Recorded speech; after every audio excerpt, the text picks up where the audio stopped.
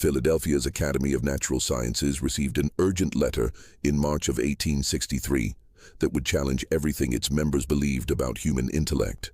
The letter described a 9-year-old colored girl in a contraband camp outside Alexandria, Virginia, who could recite entire medical textbooks after hearing them once, solve complex mathematical equations without instruction, and speak fluent Latin despite never having formal schooling. The Academy's lead researcher, Dr. Samuel Caldecott, initially dismissed it as abolitionist propaganda.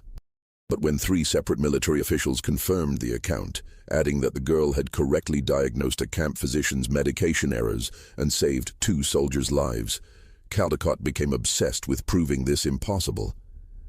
According to his private journals, discovered decades later in a sealed section of the Academy's archives, what he found in that camp would force him to destroy years of his own research and vanish from public life entirely. Before we continue with the story of Eliza Davis and the scientist who tried to explain her, I want to ask you something. If you're interested in true historical mysteries that challenge everything we think we know about the past, subscribe to this channel and tell me in the comments, what state or city are you listening from right now? I'm curious to know where our community of history lovers is based. Now let's discover what really happened in that spring of 1863. The contraband camps surrounding Alexandria, Virginia in early 1863 were monuments to chaos and hope intertwined. Following President Lincoln's Emancipation Proclamation that January, thousands of formerly enslaved people flooded into Union-controlled territories, seeking protection behind federal lines. The camps sprawled across muddy fields and abandoned warehouses, shelter constructed from whatever materials could be salvaged, rotted canvas, splintered boards, rusted metal sheets. The air perpetually carried the smell of wood smoke, unwashed bodies, and the sweet sick scent of illness that hung over the medical tents like a fog. In one of these camps, designated simply as Camp Relief No. 7, a peculiar situation had developed that spring.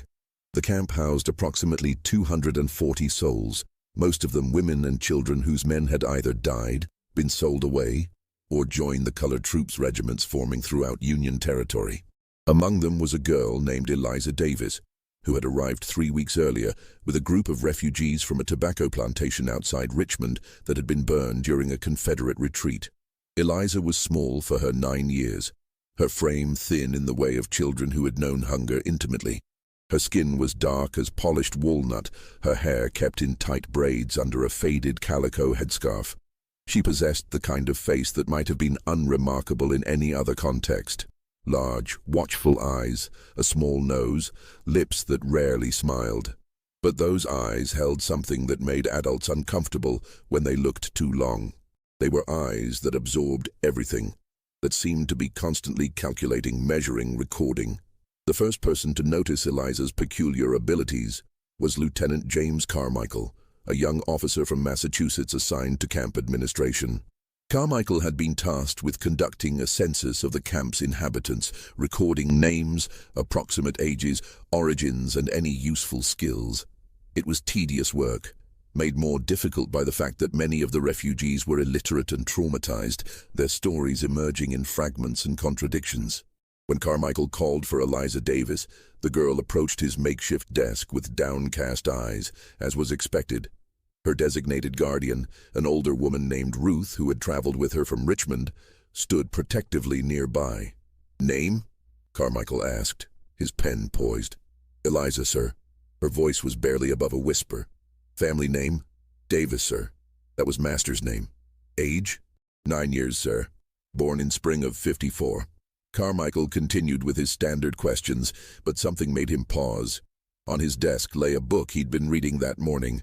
Gray's Anatomy, a medical text he studied in hopes of better understanding the illnesses ravaging the camp. The book was open to a detailed illustration of the human heart, its chambers and vessels labeled in Latin. Eliza's eyes had fixed on the page with unmistakable hunger. "Can you read, girl?" Carmichael asked, though he knew the answer. Teaching slaves to read was illegal throughout the South, punishable by whipping or worse. Eliza didn't respond immediately. Ruth shifted nervously behind her. "It's all right," Carmichael said more gently. "You're free now. There's no punishment for learning here."